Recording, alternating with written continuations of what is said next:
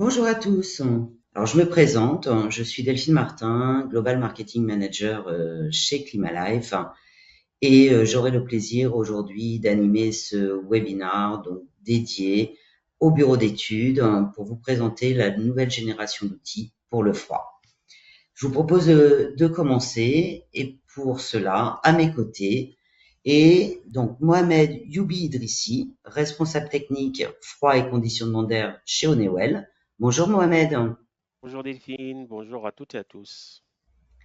Xavier Kaufmann, leader account manager retail chez Honeywell. Bonjour Xavier. Bonjour Delphine, bonjour à toutes et à tous. Et Pierre-Emmanuel Danet, responsable du support technique chez Climalife. Bonjour Pierre-Emmanuel. Bonjour Delphine, bonjour à tous et à toutes et bienvenue.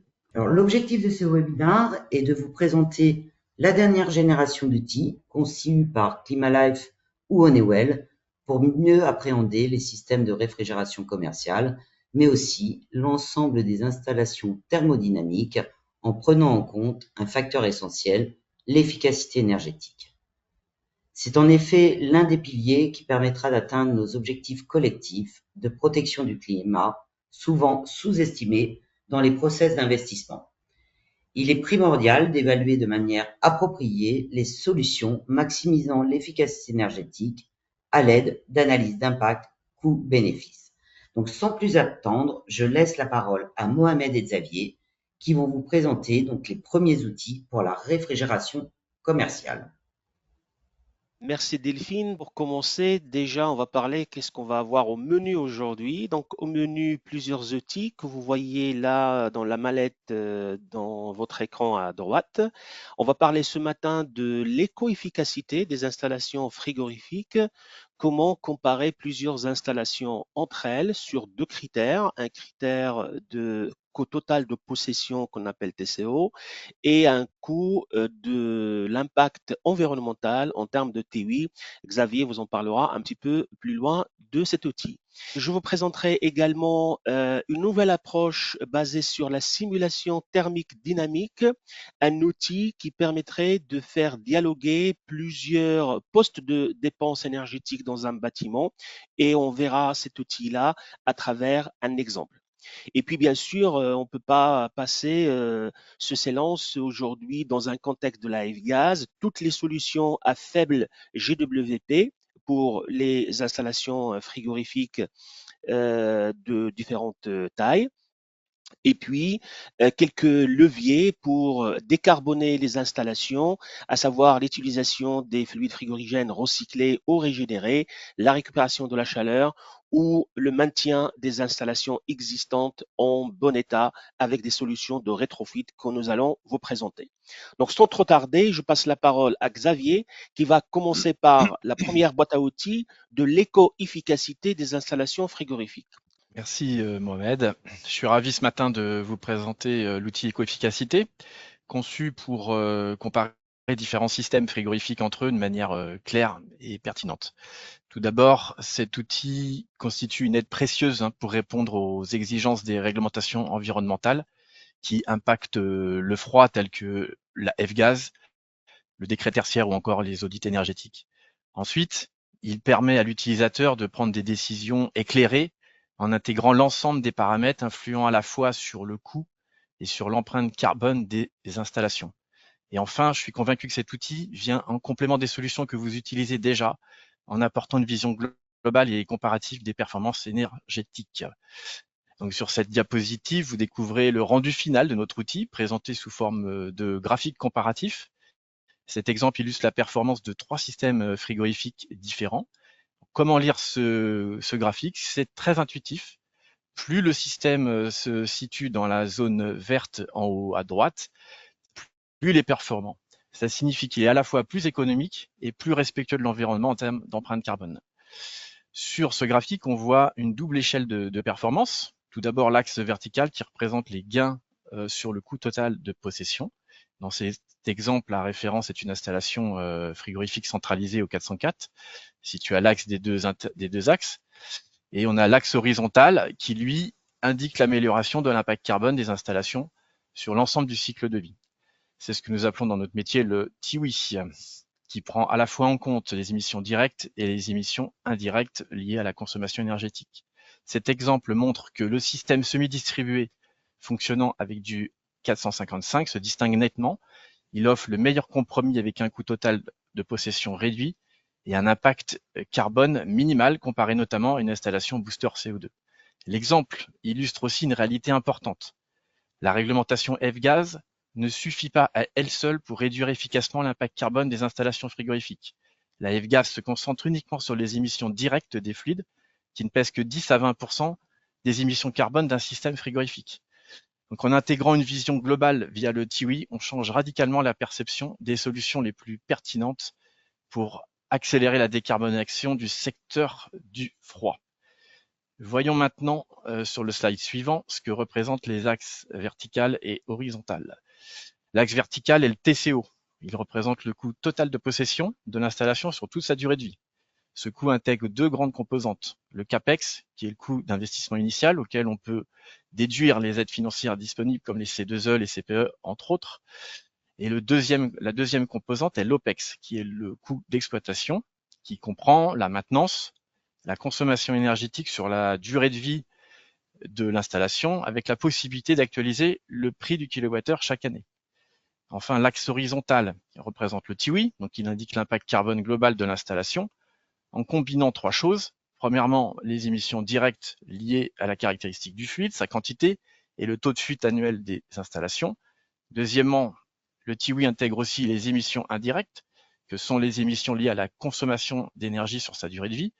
Il est possible aussi d'intégrer dans notre outil la production d'énergie renouvelable autoconsommée si elle est présente sur le site. Et enfin, troisièmement, nous intégrons également l'impact carbone de perte de marchandises. En effet, en cas de défaillance du système frigorifique, la perte de produits peut fortement alourdir le bilan carbone, car elle englobe tous les efforts et maillons en amont de la chaîne du froid, la production, le transport, le stockage.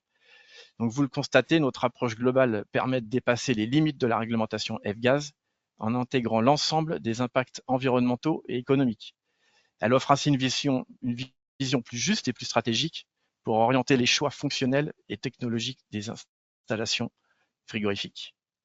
Avant de lancer une étude éco-efficacité, il est essentiel de collecter des données techniques fiables que vous souhaitez remplacer.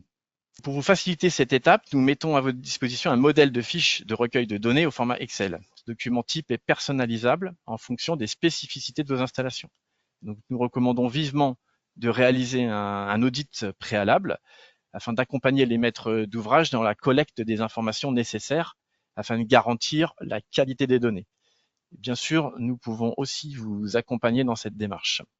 Je vais maintenant balayer l'outil qui est en ligne. Nous avons sur la diapositive suivante, vous découvrez que le logiciel est accessible via le web. Une version publique est en ligne. Le lien d'accès est indiqué juste en bas de ce slide. À noter que cette version en ligne propose uniquement des scénarios qui sont prédéfinis, qu'on voit à l'écran, avec des possibilités limitées de personnalisation. Elle permet de comparer différents types de magasins, mais avec peu de flexibilité sur l'ajustement des hypothèses. Donc sur cette première page web, vous pouvez également retrouver la description détaillée des systèmes frigorifiques types qui sont proposés dans l'outil. Je vais maintenant balayer l'ensemble des pages auxquelles vous avez accès sur le web. La page suivante, vous pouvez saisir la localisation géographique du site et cette information permet au logiciel de générer automatiquement le profil climatique annuel du site. Sur la page suivante du site, vous sélectionnez votre installation de référence ainsi que les architectures frigorifiques que vous souhaitez comparer.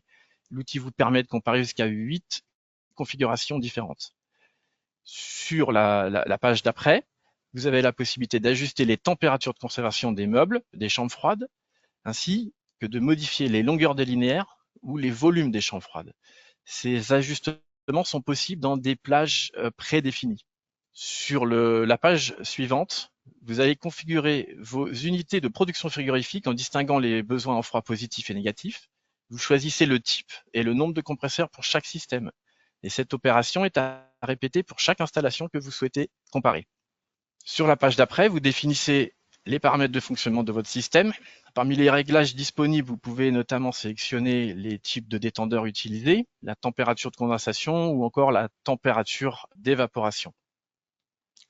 La page d'après, vous saisissez les paramètres économiques et environnementaux nécessaires à la simulation, notamment le prix des réfrigérants, l'intensité carbone de l'électricité, le coût du kilowattheure, la durée de vie des systèmes et les taux de fuite des installations. Une fois ces données renseignées, il ne vous reste plus qu'à cliquer en haut à droite pour lancer la simulation. Un rapport détaillé est alors généré. Il comprend notamment les émissions de gaz à effet de serre exprimées en tonnes équivalent CO2, les coûts d'investissement, les coûts d'exploitation qui incluent les consommations énergétiques, la maintenance, les fuites frigorigènes. Vous y retrouverez également une comparaison graphique des différentes solutions similaires à celles présentées au début de la présentation. Si vous voulez intégrer vos propres hypothèses et obtenir une étude personnalisée, il vous suffit de nous contacter et on vous aidera, on vous accompagnera à construire votre solution sur mesure, parfaitement adaptée à votre projet. Je cède maintenant la parole à Mohamed qui va vous présenter l'outil STD. Merci Xavier pour cette présentation qui démontre l'intérêt de cet outil de éco-efficacité. Alors, en complément de celui-là, nous avons développé également un autre outil qui s'appelle la STD, la simulation thermique dynamique. Alors, c'est quoi la simulation thermique dynamique? En fait, c'est une technique de modélisation qui est très connue dans le monde du bâtiment, mais qui est très peu connue ou utilisée dans les applications du froid commercial. Et en fait, cette approche combine trois choses, trois piliers. D'abord, la simulation du bâtiment avec l'enveloppe des matériaux de construction, l'isolation, les ouvrants, etc. Puis les équipements HVAC qui sont à l'intérieur, les équipements de ventilation, de chauffage, de réfrigération, etc. Et les usages, donc le taux de fréquentation, les déperditions thermiques, les charges thermiques qui sont à l'intérieur de ce bâtiment. À quoi ça sert? Ça sert d'abord à évaluer la consommation globale de ce bâtiment et ses utilités.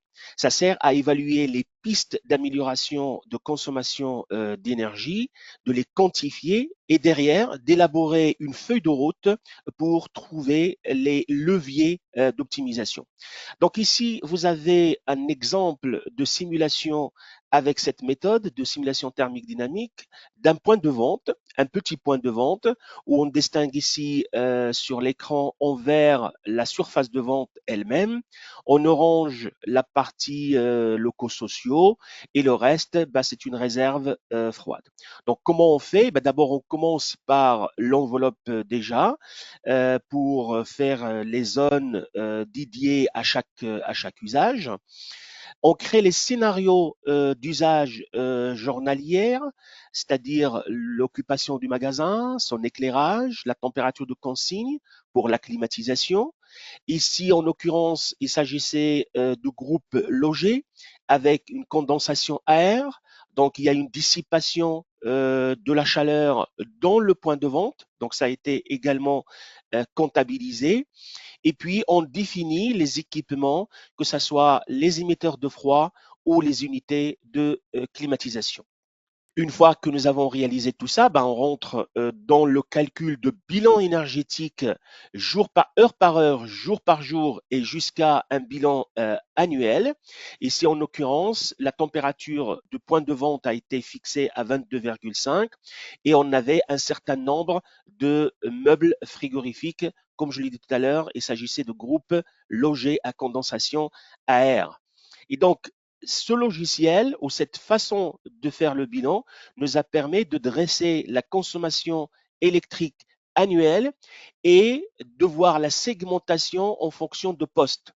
Donc, vous voyez ici dans l'anneau la répartition de la consommation entre je dirais sans surprise parce que vous voyez que le poste froid qui est représenté par les compresseurs des meubles frigorifiques de vente plus la climatisation représentent tous les deux à peu près entre 75 et 80% de la consommation énergétique totale.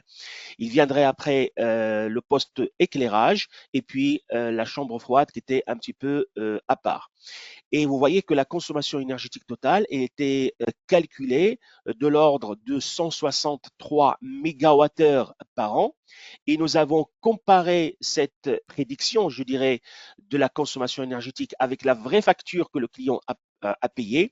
Et la vraie facture était de l'ordre de 159 mégawattheures par an. Donc, vous voyez, on était précis alors de l'ordre de 2%.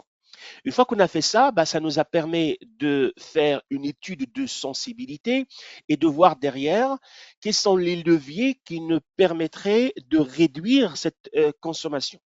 Et là, on est parti sur plusieurs hypothèses, mais qui sont réalistes. La première, c'est comme on ne peut pas réduire la température on peut pas changer la température de l'ambiance de la surface du ventre, ni le nombre de meubles frigorifiques de vente, parce que c'est un outil commercial, comme vous le connaissez. Donc, on a joué sur 3 paramètres. Le premier, c'est de voir comment améliorer la classe énergétique des meubles frigorifiques présents dans cette surface du ventre, en passant d'une classe énergétique D, par exemple, à une classe énergétique C, voire B. Donc, ce qui nous permet de consommer moins, mais de rejeter moins également. On a également vu, est-ce que c'est possible d'appliquer quelque chose qui aujourd'hui est un petit peu plus démocratisé, ce qu'on appelle les heures silencieuses, à savoir de réduire l'intensité d'éclairage 4 heures par jour de 50%. Et puis, en réduisant ces postes de dépenses énergétiques, il est possible de réduire le nombre d'unités de climatisation en passant de 2 à 3. En faisant ainsi, on voit que la répartition en pourcentage ne change pas énormément, mais numériquement, on est passé de 163 mégawattheures à 119 mégawattheures. Et on va voir dans la slide d'après que cette baisse de la consommation d'énergie qui est de l'ordre de 27% vient essentiellement du choix des meubles frigorifiques plus performants. La mise en place des heures silencieuses, qui représente une économie non négligeable, c'est une action qui coûte zéro et qui permet de réduire jusqu'à 14,2% de la consommation d'énergie. Si on fait une extension de ces mesures sur un parc de 1000 points de vente, on va voir qu'il est possible de réaliser une économie de 44 gigawattheures par an. C'est l'équivalent de retirer sur le parc de ce client 360 voitures sur la route.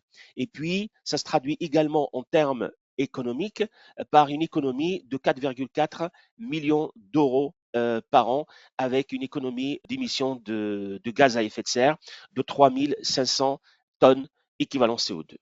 Donc voilà, c'est un outil qui vous permettrait de voir les interactions entre les équipements de froid, les équipements de CVC et d'optimiser l'ensemble. Merci Mohamed, merci Xavier. Concrètement, maintenant, nous allons voir quels sont les fluides frigorigènes disponibles sur le marché pour la réfrigération commerciale et industrielle. Donc Pierre-Emmanuel, je te laisse la parole. Merci Delphine. Comme vous avez pu le voir avec Xavier et Mohamed, on vous a parlé d'éco-efficacité, de simulation thermique dynamique ou énergétique dynamique. Donc vous l'aurez compris, il est très important de trouver des solutions économiques, efficaces et peu polluantes. Ça, c'est vraiment le leitmotiv, à la fois pour maintenir les installations existantes en service, mais aussi pour assurer l'avenir en faisant les bons choix pour les installations neuves. Donc, avant de rentrer en détail, il y a une chose qui est très importante, c'est qu'il n'existe pas une solution unique, ça c'est vraiment fondamental, mais on a plusieurs solutions à vous proposer, et il y a plusieurs solutions sur le marché qui permettent de faire la totalité des applications. Ça, c'est très intéressant. Vous avez, vous, en tant que bureau d'études, un rôle très important à jouer de ce côté-là, parce que généralement, on a tendance à faire un petit peu ce qu'on a l'habitude de faire, donc de dupliquer par habitude des solutions qu'on met en place. Et là, on va faire en sorte de vous conseiller pour que vous puissiez non plus faire de la duplication, mais choisir la meilleure solution possible pour l'environnement et pour le porte-monnaie du client. C'est vraiment vous, en tant que prescripteur, qui avez ce premier rôle. Donc, afin de vous aider à faire ce choix, on va regarder ensemble ce que vous avez à l'écran. Donc, on a différentes typologies de magasins, différentes surfaces de magasins. On va commencer par le petit magasin de proximité de 600 mètres carrés. qui est un modèle aujourd'hui qui se développe fortement, hein. Le modèle hypermarché est plutôt en retrait, alors que le magasin de proximité est en fort développement. Et donc dans ces applications-là, on peut avoir plusieurs solutions possibles. Donc si on regarde la colonne du froid positif, on peut avoir le 1, 2, 3, 4 YF, qui est un HFO pur, donc a l'avantage d'avoir un GWP inférieur à 1 étant la référence du CO2. Ce qui est intéressant sur ce produit, c'est qu'il n'est pas concerné par les quotas de production au niveau de la F-gaz, comme c'est un HFO, et sa mise en œuvre est relativement simple, puisque on le met en œuvre dans des installations, on va dire, traditionnelles, donc les techniciens le maîtrisent facilement. En termes de capacité, il a les mêmes capacités que le 134A, et en termes d'usage, c'est un fluide qui est très utilisé depuis 2011, puisqu'il est partout dans les climotos au niveau mondial. Au niveau des autres solutions sur le froid positif, on va avoir le propane, bien entendu, en groupe hermétiquement scellé, parce que c'est un fluide hautement inflammable, donc on ne peut pas le mettre en groupe de condensation, on va dire, traditionnel. La condensation sur ce fluide se fera sur air ou sur boucle d'eau, avec les incidences qu'on aura sur la climatisation du magasin, comme a pu vous l'expliquer Mohamed. Et là, comme c'est un fluide explosif, il faut avoir, je dirais, du personnel qui soit qualifié pour la manipulation de ce produit. Et la troisième solution, c'est le R455A, qui est un mélange HFC-HFO, avec un très faible GWP. Il y a un GWP à 146, donc qui répond aux objectifs de la F-gaz d'être en dessous de 150 en termes de GWP. Et ce fluide-là permet aussi de travailler sur des installations traditionnelles avec des techniciens qui maîtrisent la mise en œuvre, puisqu'on est sur le même type d'installation que les installations en 404 par exemple. Donc sur la partie froid négatif, on va avoir encore le 455A qui fait à la fois le positif et le négatif, toujours en groupe de condensation semi-distribué ou logé, enfin on peut faire tout ce qu'on veut avec ce fluide-là. On a aussi le 290 en équipement hermétiquement scellé, et bien entendu, on retrouve le CO2 en négatif, qui est intéressant sur ce régime de température, mais qui va être challengé en termes d'efficacité justement par le 455A. Sur les petites et moyennes surfaces, on va retrouver les mêmes solutions avec quelques solutions supplémentaires. On a le 1, 2, 3, 4 Z2, qui est un HFO pur aussi, qui pourra être utilisé en chiller, c'est-à-dire qu'on a dans la salle des machines l'installation frigorifique chargée en fluide, et on fait une distribution d'eau glycolée dans le réseau du magasin, ce qui nous permet d'alimenter la totalité des meubles sans avoir de contrainte de limite de charge. On va retrouver le 455A en positif, on va retrouver le 290 en positif, et on va retrouver le CO2 en positif dans des systèmes boosters, où on aura donc un système combiné froid positif et froid négatif au CO2. Sur la partie négative, on retrouve le 455A et le propane. Et sur les plus grandes dimensions de magasins supérieures du 1000 m², on va avoir la cascade qui apparaît avec 455A en positif, CO2 en négatif sur un système cascade. Donc vous voyez que sur ces typologies d'applications, on a 4 ou 5 fluides, avec principalement le 455A et le CO2 qui sont des produits qui permettront de faire la totalité des besoins très facilement. Merci Pierre-Emmanuel. Donc Pierre-Emmanuel vous a présenté les solutions pour les installations neuves. Mais quid des installations existantes et comment pérenniser leur fonctionnement pendant des années quand ils sont en bon état? Donc là, vous avez des solutions pour le rétrofit des installations existantes et les solutions qu'on vous propose seront en fonction du fluide frigorigène qui est en service. Donc soit on parle des fluides comme le 404, 407, 452, 448, 449A. Pour cette catégorie de fluides, il y a deux possibilités. En froid positif, on peut partir déjà sur les fluides régénérés, comme au froid positif ou froid négatif. Et quand c'est pas possible, ben on peut pour le froid positif utiliser le R515B, qui est un fluide dont le GWP est de 288, donc ça reste relativement bas, et qui permet de pérenniser les installations existantes, comme je viens de le dire. Pour le 134A, on peut utiliser également soit le 515B, soit le 513A.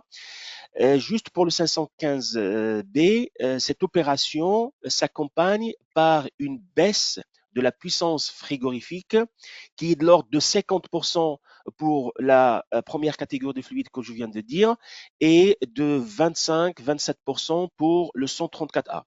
Qu'est-ce que cela signifie? Signifie qu'il faudrait faire un bilan thermique de l'installation existante et voir si les usages ont varié ou pas.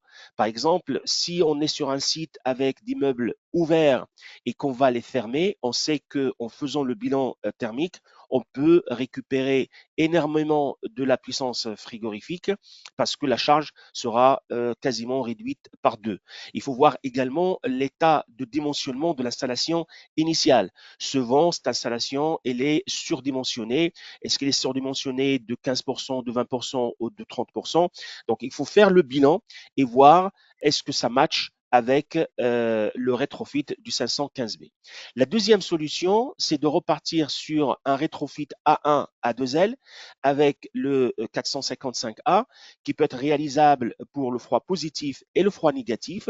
Mais cette fois-ci, on est sur un sujet réglementaire, notamment l'impact de changement de catégorie par rapport à la DESP quand on passe d'un fluide A1 à un fluide A2L.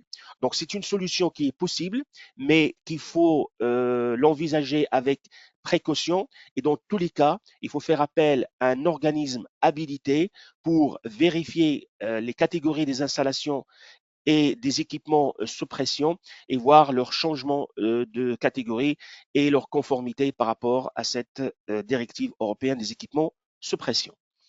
Maintenant, sur notre application, celle des entrepôts frigorifiques.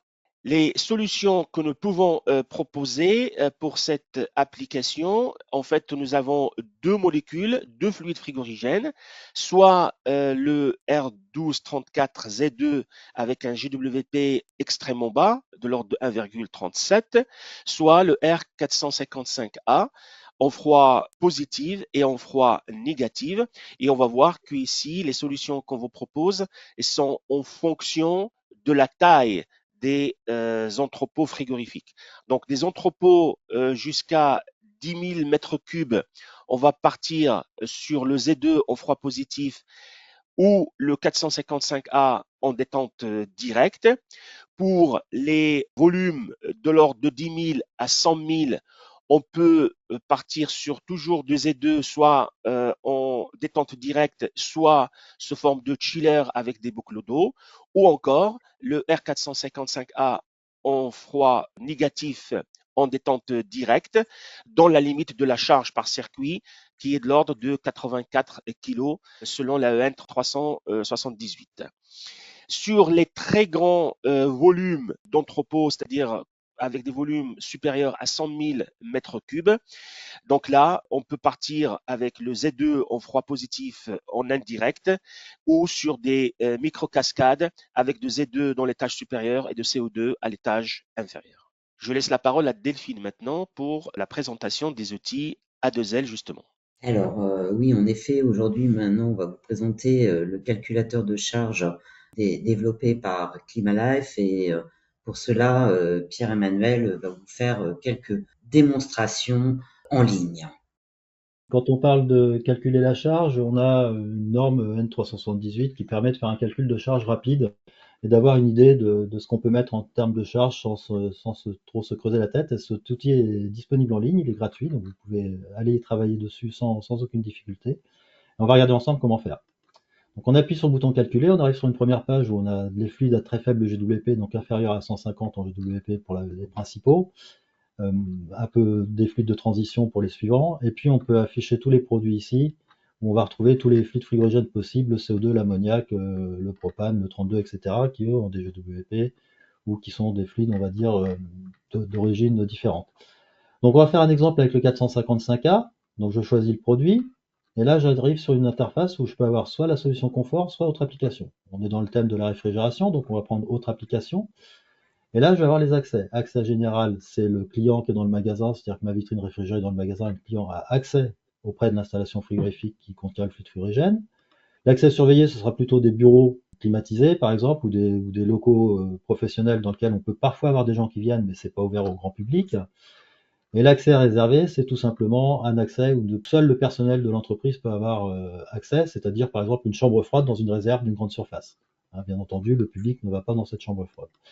Donc on va prendre le premier cas, on va dire un accès général, je vais calculer la charge possible dans le magasin en fluide frigorigène. Donc je sélectionne accès A. Ensuite j'ai la classe de l'équipement. Donc si l'équipement est une vitrine à groupe logé, elle est en totalité dans le magasin, c'est un classe 1. Si c'est un groupe de condensation, j'ai la partie frigorifique qui est à l'extérieur de l'endroit où je retrouve les produits surgelés ou frais que les clients vont choisir. Donc c'est un système qui est classé en classe 2. Classe 3, c'est le système totalement à l'extérieur, donc c'est un chiller par exemple. Et classe 4, c'est un système qui est dans une enceinte ventilée, salle des machines. Donc là, ma vitrine réfrigérée dans le magasin, c'est un classe 2, hein, c'est soit une centrale, soit un groupe de condensation qui alimente le meuble. Donc je sélectionne ma classe 2 et je vais arriver sur le dimensionnement de ma pièce. Donc là, en l'occurrence, la dimension à considérer, c'est la dimension du magasin. Donc imaginons que j'ai un magasin de 500 mètres carrés, donc je vais faire une surface de 20 mètres carrés par 25 par, admettons, 3,50 m de haut. Hop, j'ai le calcul de ma surface et de mon volume qui se fait. Je lance le petit bouton calcul, le calcul se fait automatiquement, et là je vais avoir mes charges autorisées en 455A. Donc la première ligne, j'en tiens pas compte, c'est dans la norme EN 318, c'est le calcul de base. Mais sur un fluide A2L comme sur un fluide A1, on a le droit à un bonus, comme ce sont des produits qui ne sont pas dangereux. On peut charger plus de fluide fluorigène avec ou sans mesure de sécurité.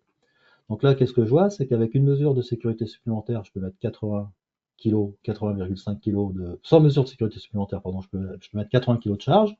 Si je rajoute une mesure de sécurité supplémentaire ou deux mesures, je peux aller jusqu'à 84 kg de charge pour alimenter cette vitrine réfrigérée.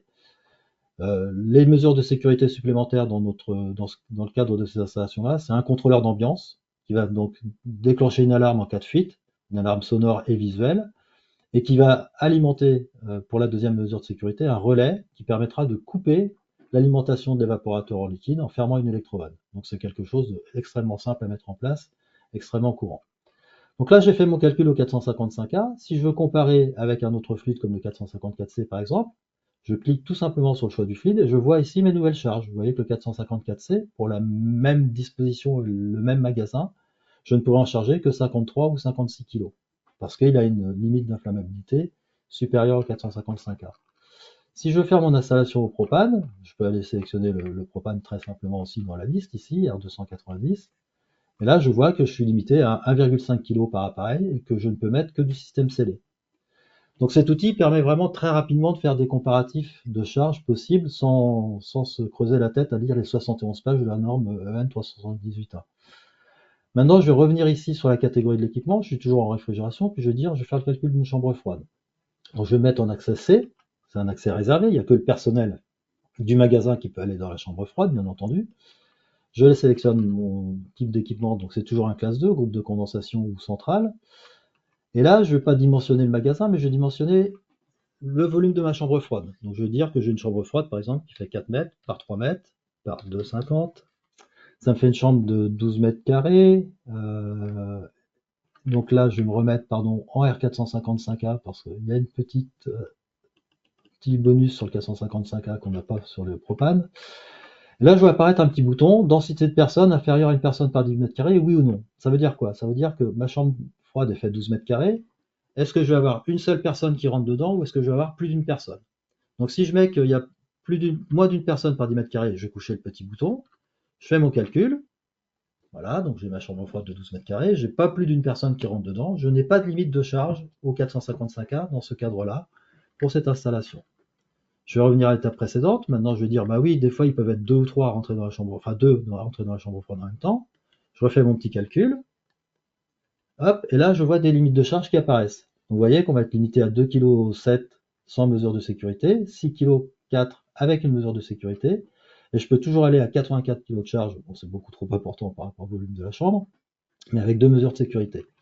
Et là, toujours pareil, si je veux comparer avec d'autres produits, je clique tout simplement sur les fluides que je souhaite sélectionner pour comparer avec les solutions possibles. Et donc ce rapport-là, il est téléchargeable, vous pouvez le télécharger en PDF et donc le glisser dans vos dossiers d'études pour conseiller les clients dans le choix du fluide et les rassurer sur les charges possibles qu'on peut admettre dans l'installation en fonction du fluide qu'on a sélectionné. Voilà, donc juste une petite présentation rapide pour vous montrer l'outil. Si vous avez des besoins pour l'usage supplémentaire par la suite, vous pouvez toujours nous contacter. On n'hésitera pas à vous aider à l'utiliser sur d'autres secteurs d'activité si vous en avez besoin. Et je rends la main à Delphine. Merci beaucoup Pierre-Emmanuel.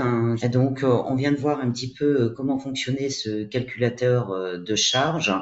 Je vous propose maintenant d'aborder un autre sujet. Alors on ne va pas rentrer en détail, mais c'est de balayer en quelques slides les principales réglementations, directives ou normes à ne pas occulter pour faire le bon choix dans sa solution de demain.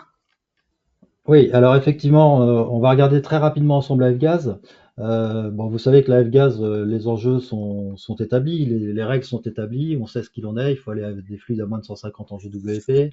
Il y a différentes je dirais, interdictions qui sont en place.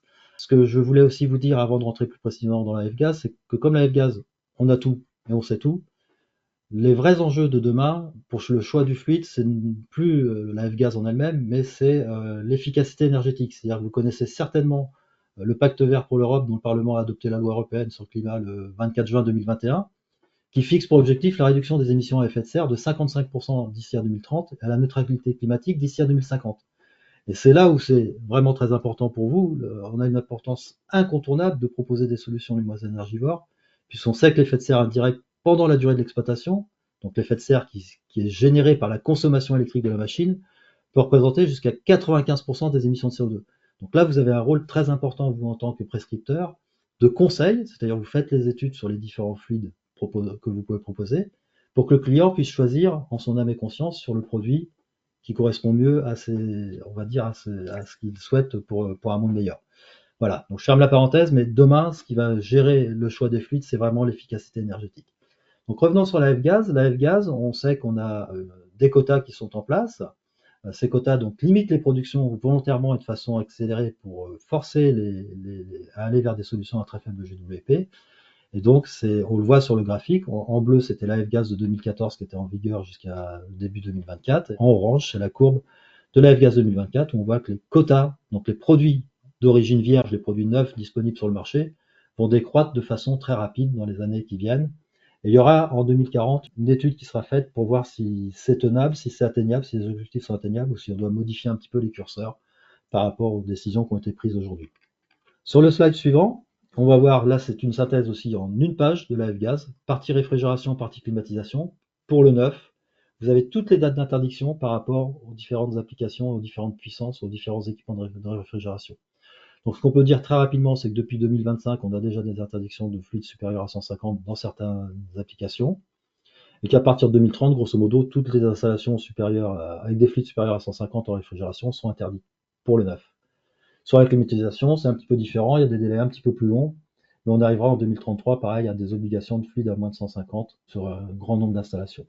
Sur le slide suivant, on va voir la partie donc fluide vierge ou régénéré, c'est-à-dire que là c'est vraiment important, le produit vierge, c'est le produit neuf qui est sous quota qu'on met sur le marché pour la première fois, et le produit régénéré ou recyclé, c'est le produit qu'on va récupérer de l'installation et qu'on va pouvoir nettoyer pour remettre en usage pour maintenir les installations existantes en vie. Donc les interdictions pour tous les fluides supérieurs à 2500 sont effectives depuis le 1er janvier 2025 en termes de réfrigération. Et au 1er janvier 2032, on n'aura plus le droit d'utiliser des fluides neufs supérieurs à 750, y compris pour la maintenance des équipements fixes. Sur la partie climatisation, c'est en 2026. Les fluides régénérés, quant à eux, sont autorisés jusqu'en 2030 pour les GWP supérieurs à 2500. Et il n'y a aucune date d'interdiction pour les fluides qui ont un GWP inférieur à 2500 pour l'entretien et la maintenance de tous les équipements. Donc tous les produits qui sont en dessous de 2500, en régénéré, sont autorisés sans limite à ce jour. Merci beaucoup Pierre-Emmanuel. Et moi, justement, je vais vous présenter maintenant un nouvel outil qui s'appelle F-Gaz Solutions. Vous le connaissez certainement, on l'a mis en jour face à la F-Gaz 3. Donc, c'est un outil aujourd'hui qui est utilisé par plus de 90 000 professionnels en Europe. C'est une application mobile, donc elle a été développée par Climalife et permet en fait de se conformer à la F-Gaz 3. Cette application mobile, elle est disponible sur Apple Store ou sur Google Play. Une fois que vous l'avez téléchargée, vous pouvez l'utiliser hors connexion. Alors, c'est quoi F-Gaz Solutions? F-Gaz Solutions, on dispose de 3 fonctionnalités. La première, le calculateur de charge en tonnes équivalent CO2, qui est très utile pour connaître le GWP d'un fluide frigorigène selon la F-Gaz 3. Et bien évidemment, la charge en tonnes équivalent CO2 dans une installation. C'est très pratique, vous pouvez l'utiliser au quotidien pour remplir notamment les étiquettes à apposer sur les installations comme le requiert la F-Gaz 3. Le deuxième module, fréquence de détection de fuite, Il est très utile de nouveau pour être en conformité avec la F-Gas 3, puisque vous savez que les contrôles d'étanchéité doivent être réalisés sur les systèmes frigorifiques en fonction du fluide, de son GWP et de la charge présente dans l'installation. Et le troisième module qui s'appelle Solution ClimaLife attestée F-Gaz, je vais vous le présenter plus en détail puisqu'il permet de récapituler la F-Gas 3 selon les interdictions en vigueur ou à venir. Plus concrètement, c'est quoi? Lorsque vous rentrez sur le module Solution ClimaLife attestée F-Gaz, vous retrouverez les différentes applications définies par la réglementation, comme la réfrigération domestique, la réfrigération commerciale industrielle ou encore la climatisation et la PAC. Ce matin, je vais faire un focus sur la réfrigération commerciale industrielle, mais les autres modules que je viens de citer fonctionnent de la même manière. Qu'est-ce qui va se passer? Si vous cliquez par exemple sur réfrigération commerciale industrielle, la première chose, vous allez sélectionner votre système. Est-ce qu'il s'agit d'un équipement neuf ou est-ce que vous voulez connaître la réglementation en vigueur pour la maintenance, l'entretien, la réparation d'un équipement existant? Je vais prendre l'exemple d'un équipement neuf. Quand vous sélectionnez donc cet équipement neuf, quel est le type d'équipement? S'agit-il d'un équipement autonome, d'une centrale frigorifique à usage commercial supérieur à 40 kW ou d'un autre équipement de réfrigération fixe? Vous avez le choix aussi de sélectionner par exemple un chiller. Si je fais le choix par exemple de sélectionner un chiller, vous sélectionnerez après la puissance, est-ce qu'il est inférieur à 12 kW, supérieur à 12 kW, et puis vous obtiendrez les réglementations en vigueur pour le système que vous avez choisi. Un petit point important, une fois que vous avez regardé ces différentes réglementations à venir, vous avez le choix donc de connaître les solutions disponibles pour le futur. Il vous suffit de cliquer sur Solutions. Et lorsque vous arrivez sur Solutions, vous avez un fluide qui apparaît. Et donc, plus concrètement, qu'est-ce qui va se passer? Là, on a pris l'exemple, par exemple, on était sur la réfrigération commerciale industrielle. On prend l'exemple de la solution 448A. Et bien là, directement, vous aurez la possibilité d'en savoir plus sur le fluide. Vous avez un lien direct sur le site internet climalife.com. Où vous retrouverez la fiche technique du produit, la fiche de données de sécurité et bien d'autres éléments. Directement, vous pouvez voir la date limite d'utilisation. Donc là, le 448A, dans cette application au 31/12/2031, on ne pourra plus l'utiliser. Quel est son GWP selon la F-Gas 3? Vous avez aussi la disponibilité du produit et sa classification, donc là il est classé A1, et puis vous obtiendrez des recommandations ClimaLife qui seront données. On a utilisé dans toute cette application un camp de couleurs, allant évidemment du vert jusqu'au rouge. Plus concrètement, vous avez vu une des solutions, mais vous pouvez cliquer sur toutes les solutions, et là, c'est un bel exemple pour la réfrigération commerciale et industrielle. Vous pouvez voir qu'il y a pléthore de solutions disponibles sur le marché, mais chacune d'entre elles présente certaines limites, notamment le GWP pour un certain nombre de fluides frigorigènes, où on l'a bien mentionné en rouge, il est recommandé de ne plus les utiliser, mais vous pouvez avoir aussi donc d'autres fluides frigorigènes, comme on les a vus ce matin, à très faible GWP, où là, ce sont des solutions qu'on considère approuvées. L'intérêt de cette application mobile, c'est que à la fin, vous pouvez directement vous envoyer ces solutions par email. Il suffit de rentrer votre adresse mail, vous l'envoyez et vous obtenez ce tableau de solutions.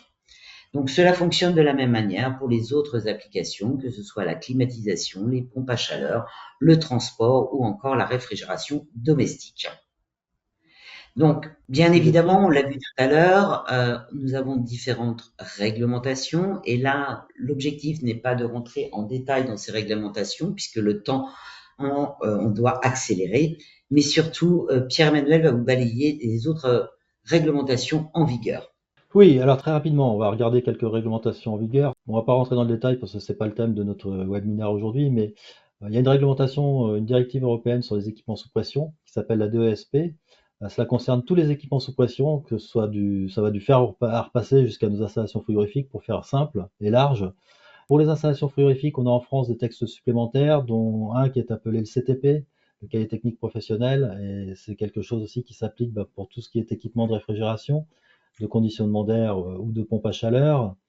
Et un ESP, c'est quoi? C'est tout simplement un certain nombre d'équipements qui constituent une installation. On va retrouver les tuyauteries, les accessoires de sécurité, les accessoires sous pression, dont le fluide a une pression supérieure à 0,5 bar. Et un système frigorifique assemblé par un fabricant, c'est un équipement sous pression. On peut passer à la slide suivante. Toujours très rapidement, la classification des ESP, c'est en fonction de 3 facteurs, selon la pression, selon le volume et selon son diamètre nominal. Les facteurs, on va retrouver les types d'équipements. Donc, dans les équipements concernés, on va avoir le réservoir, la tuyauterie, l'accessoire sous pression, je l'ai dit tout à l'heure, l'accessoire de sécurité aussi. La nature physique du fluide contenu, est-ce que c'est du gaz, du liquide ou de la vapeur? Et puis le groupe de danger du fluide. Le groupe 1, ce sont les fluides dangereux. Le groupe 2, ce sont tous les autres fluides. Petite particularité, vous voyez en bas à droite sur le 1234ZE. Le 1234ZE est un fluide classé A2L selon la norme internationale ISO 817 qui traite l'inflammabilité. Mais il est dans le groupe 2 des fluides de la DSP, donc des fluides dits non dangereux, sur la base du règlement CLP 1272-2008. Ça, c'est extrêmement intéressant parce que ça le sort des fluides dits de groupe 1 et ça permet un usage un peu plus large sur certaines catégories d'équipements. On peut passer à la suite. Donc après l'ESP, on va avoir le CH35. Le CH35 en vigueur est de 2018, il est en cours de révision. Ça concerne uniquement les installations de climatisation, de conditionnement d'air, de chauffage et de CS pour les ERP de 1 à 4, donc de 300 personnes à plus de 1500 personnes. Ça ne concerne absolument pas les systèmes de réfrigération commerciale ou industrielle, et ça ne concerne pas les établissements recevant du public de moins de 200 personnes.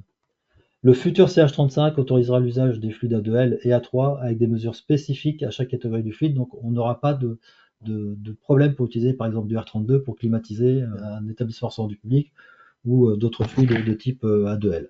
Merci beaucoup Pierre-Emmanuel. Très brièvement, parce que le temps passe très très vite, un petit point sur le décret tertiaire, Xavier. En début de présentation, j'ai mentionné que la réglementation F-Gaz ne couvre que 10 à 20% de l'impact carbone des installations frigorifiques, si vous vous rappelez bien, car elle se concentre uniquement sur les émissions directes de fluide.